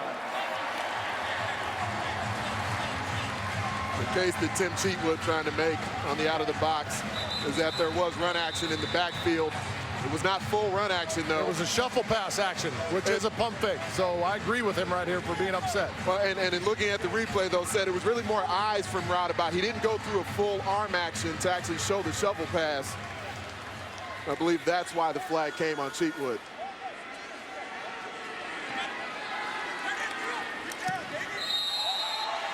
Extra point is good. And Philadelphia has established control of this game, 56-34. If you want access to every AFL game at once, well, how do you do it? You go to arenafootball.com and click AFL Live for an online broadcast of games around the league via the ESPN3 video player, or if you're on the go, download the Watch ESPN app to your mobile device and keep up with the AFL action as it happens. Now, Anthony, these teams will play a total of 3 times in the regular season. Their next meeting is actually back here in Philadelphia, July 11th, and then the final game of the regular season is at Cleveland. If this score holds, you are going to see a Cleveland team very excited to come back here because they won 4 straight in such dramatic fashion. They felt so good about the way things have turned out, and now the tables have flipped on them a little bit. You got the amount of new players on the Philadelphia Soul roster. You want to regain that confidence. We'll see Dominic Jones in his trail position take the angle towards the board on the deep ball. He's able to catch up with Kalena Moku. And while there is contact up the sideline, I disagree with the call, but that's where you can't have Cleveland players, especially team leaders like Jones himself and Tim Cheatwood, start to lose their composure using abusive language with the officials. 2 additional fouls come, and then just a play later, the Soul pick up a touchdown. And gentlemen, I'll include set on this. Cleveland comes in as the least penalized team in the AFL after 3 weeks, 39 yards per game. Tonight, 12 penalties, 79 yards. And Thurman, good return. Bostic with the tackle at the 13. What do you do if one of your leaders is a guy who's really emotional? You do what you can to calm him down. Every once in a while, you just got to grab a guy by the face mask and bring him back into humanity. Because you get into inhumane places as a football player at times.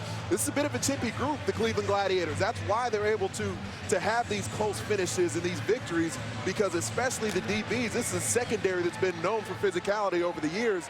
Dominic Jones is the main player that remains from that great group from last season. But it's a team that plays on that emotional edge constantly. Austin complete to Thurman, and Thurman, it takes 3 Soul players, but brought down at the 22-yard line after a gain of 14. Hey, Woody Hayes up there in the booth grabbing face masks and stuff. You can't just grab somebody's face mask. You got to be a professional. This is something that this team hasn't gone through. They haven't lost 2 games. They lost 1 game in the regular season last year. They're not used to losing. It's definitely a bad taste in their mouth. Sometimes you get a little outside of your body, but it can happen as a professional. Austin in some trouble and gets it to Goodman. That's a fine play after the play was over. Goodman's still fighting. O'Brien comes in there at 79, and a late flag comes in. That's quite a bit of hustle there from O'Brien to be that far downfield. That's who he is as a football player. Kid O'Brien is always running, chasing the football down the field. He's a finisher, snap after snap. After the play, personal foul, unnecessary roughness, late hit, defense number 13. At the distance of the goal, first down. I mean, Scott came in there because O'Brien came in. It's like you always get the guy who comes in late. But if you see 79, 13 comes in right after. Well, I love the hustle from Kid O'Brien. It does tend to cross that boundary at times, and that's kind of who the Gladiators are. But you love the fact that he's willing to show that effort. On the ground. Touchdown, Richardson. Cleveland has now gotten to within 2 scores, 56-40. Plenty of time remaining in the ball game. And Cleveland has already recovered an onside kick. We will certainly see more onside attempts here down the stretch. The crazy thing about it, Ant, it's in Ari, the way these guys play, they never get outside of the moment. They'll just continue to saw away and try to get back in the game and try to make plays. That's what you got to love about this Cleveland team. And that is picked off as they go for 2. And Freeman makes the play. He showed good hands there, Big Ann. He looked like a receiver the way he got that football. Another undercut, which you can get away with, especially on these two-point scenarios. You see him there just whip the head around at the last moment. Like you referenced, an outstanding grab from Freeman.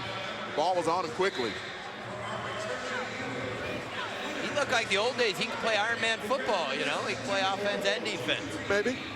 I want to remind everyone, next weekend, the AFL shifts to CBS Sports Network. Arizona will be taking on Los Angeles. That's Saturday night on CBS Sports Network. The LA Kiss trailing late in the game, as I see it on my computer here. Looking at game tracker on arenafootball.com, trailing by 2 scores in the 4th quarter to the Orlando Predators. It could still be a winless LA Kiss squad in dire need of a victory next week against the 3-time defending champions. And just to fess up for what said, mentioned a moment ago, yes, I have grabbed several teammates by the face mask at different times throughout games.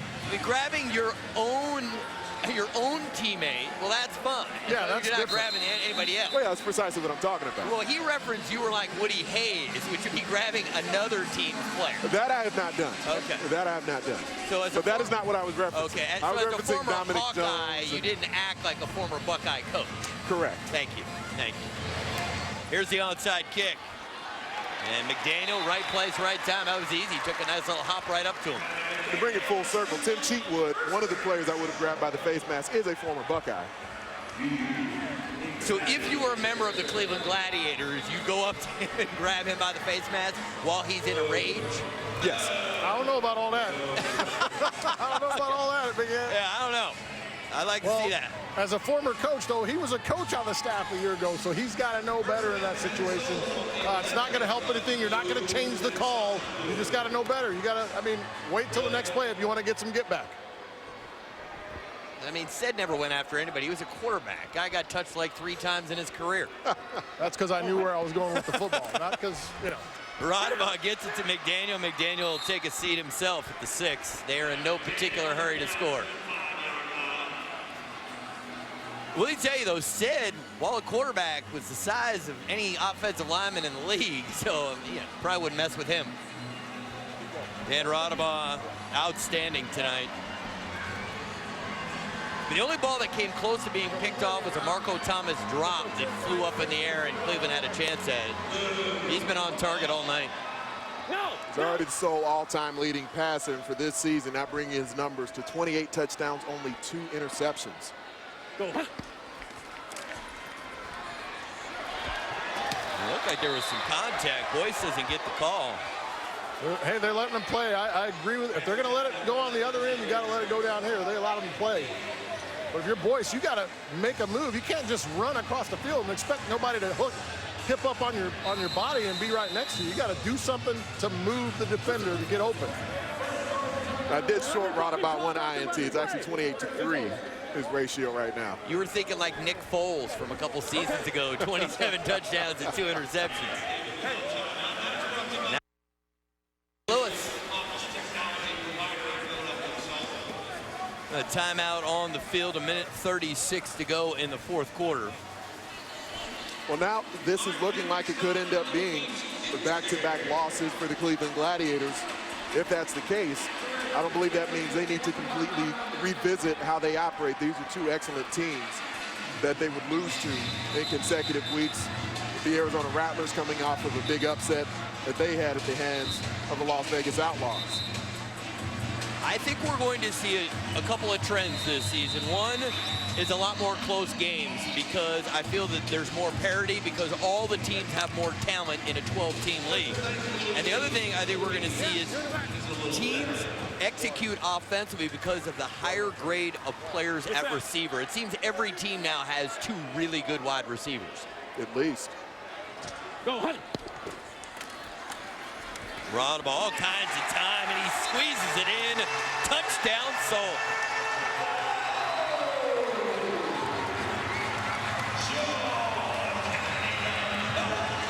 Wayne Moku, certainly not the biggest, definitely not the fastest, but one of the craftiest receivers in the Arena Football League.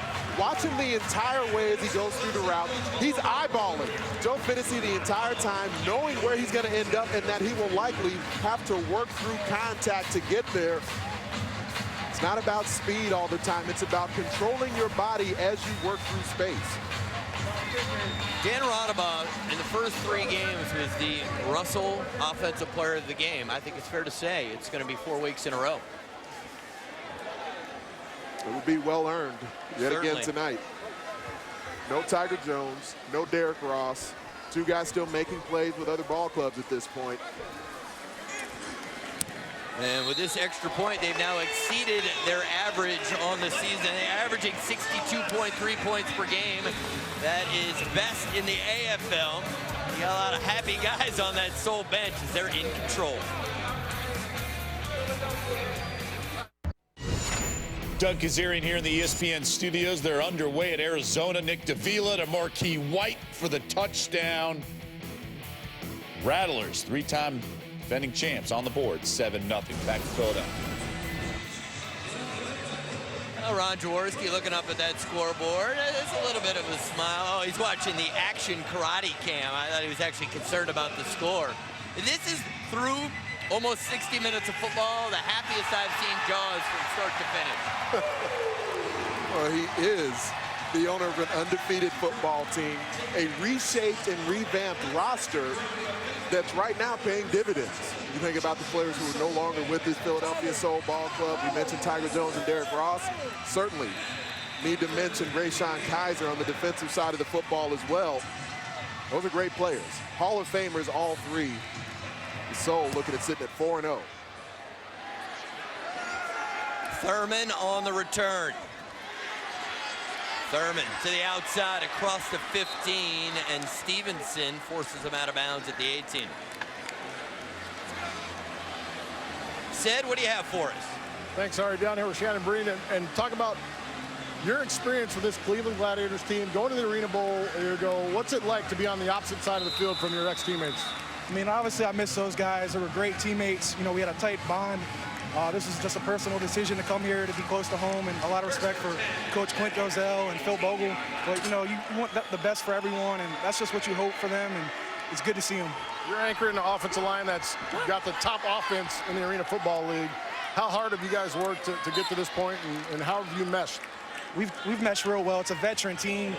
Got a lot of great veterans from around the league. You know, we just work hard every day, come to work with our hard hats on, and just make the best of every opportunity. You know, we just really got to finish this game tonight. Appreciate you, Shannon. Thanks. Thanks, Sid. Guys. Thank you, Sid. Goodman with the catch. First down for Cleveland here in the final minute of the 4th quarter. The clock will stop when a player gives himself up and reaches the ball over the sideboards. We thought through the 3 games last season that all had their different types of dramatic finishes on the final play, that we had seen everything. So if we somehow saw, with 34 seconds remaining, a 23-point comeback victory by the Cleveland Gladiators, that would be historic. That would be yet another new way that they shocked us all. I think you should go into the movie business. You've got a real vivid imagination. Goodman upended at the 5. All he needed was a spin move. If Dominic Goodman would have spun back to his right, that would have been the beginning of one of the more historic comebacks. So under your best case scenario, they get the score and the 2-point conversion, and it's 63-48 with 23 seconds, and they still have a chance. Well, and then the onside kick, if they recover it in motion and run it back without being tackled, then there's time remaining for the 3rd score to take place. It would have been possible. It may be out of range now that we're at 25 seconds as opposed to 34. It's a fun thought. It is a very fun thought. I mean, if you've ever saw the movie Argo, the fact that our government hatched a plan like that in order to free the hostages, I mean, I would say that that's about as creative right there. Just making stuff up that you don't think could happen, and what the heck, maybe it will. At 4-0, you certainly like the position that the Philadelphia Soul would be in the East Division. Upcoming schedule for them with the New Orleans Voodoo. We've got 1 victory so far this season. Portland Thunder and Orlando Predators up in the following weeks. And they already beat Orlando at Orlando. That is broken up by Stevenson. The good thing for Clint Dozell and his coaching staff, defensive coordinator Derek Stingley, line coach Phil Bogle, is that there's still meat on the bone with this team. They're defensive backs who are playing together without Rayshon Kaiser for the first time, people learning and mastering their roles at a higher level. A pass rush that I believe has another gear that they can go to that they haven't achieved yet. Colin Taylor into the end zone, touchdown Gladiators. Colin Taylor has had a terrific night. The former Indiana Hoosier has certainly done his part. 4 touchdowns in the game for Taylor. You mentioned players who may have played well in the Ironman brand of arena football. Colin Taylor, one of those guys as well. Actually was a bit of an Ironman for the Hoosiers. Played not only wide receiver, but played safety at various points in his career at Bloomington. They will go for 2.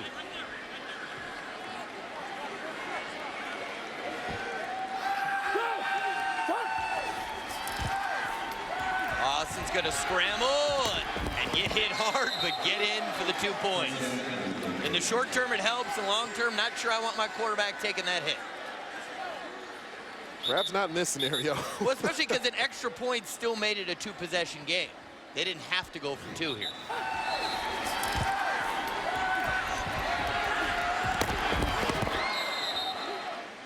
It made for great sounds. Sounds of the game are good. I want to get back to you talking about the Philadelphia Soul schedule. I took a close glance at it while you guys were analyzing all that. They do not play San Jose or Arizona. So if they continue to play this well, you would think, except for the game at Cleveland, the final game, they'll be favored in every game the rest of the way. I mean, you get to avoid those 2 powerhouses. They would hope to only play them in the Arena Bowl. And that is certainly where they would be looking to get back to. We, of course, remember in previous Arena Bowls, 25 and 26. I think they like to forget about them, frankly. I mean, Arizona gave them a pretty good butt kicking in both those games. There are some teams on the rise when you think about the Arena Football League. Las Vegas Outlaws at 2-1, a surprising start for that Outlaws club. Their 1 loss in the season opener to San Jose. Really just a bad first half. Outscored and outplayed San Jose in the second half of that ball club. Aaron Garcia making his transition from all-time great QB to a successful head coach very early in that Outlaw season.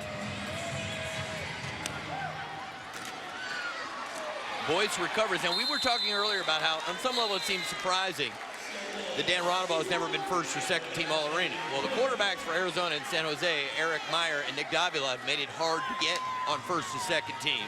And since he won't face them in the regular season, it will be hard to compare them head-to-head.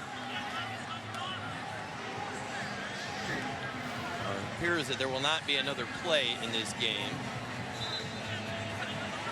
Oh, no, they've stopped the clock now. Things maintaining their chippy nature. Well, McDaniel always can't wait to get his helmet off. He wants to show that beard. He's got a habit of just ripping that helmet off. It's really marketing, Anthony. He wants people to see the beard. Some brand recognition. It's hard to miss the beard, even with the helmet on. Be real tight. Now, when you have the lead, you can't take a knee. You have to get forward progress. And Rodabaugh give it to Taggart, and that should do it. And Steve Tunn takes the headset off. Enough is enough. So a team last year that only lost 1 game, the Cleveland Gladiators, have now lost in back-to-back weeks. Be interesting to see how they respond. Well, their upcoming schedule would certainly lead you to think that they're going to have a lot of hotly contested games coming up, because they are not a ball club prone to blowout victories, but they didn't need them to go to 17-1 last season. Dan Rodabaugh on the night, 27 of 36, 262 yards, 7 touchdowns, no interceptions. The Philadelphia Soul are 4-0. In a couple of weeks, we will have Arizona hosting San Jose right here on the family of ESPN networks. On behalf of our entire ESPN2 crew, Sid Bonner, Anthony Herron, I am Ari Wolf, is saying goodnight from Philadelphia. Soul wins 63-48.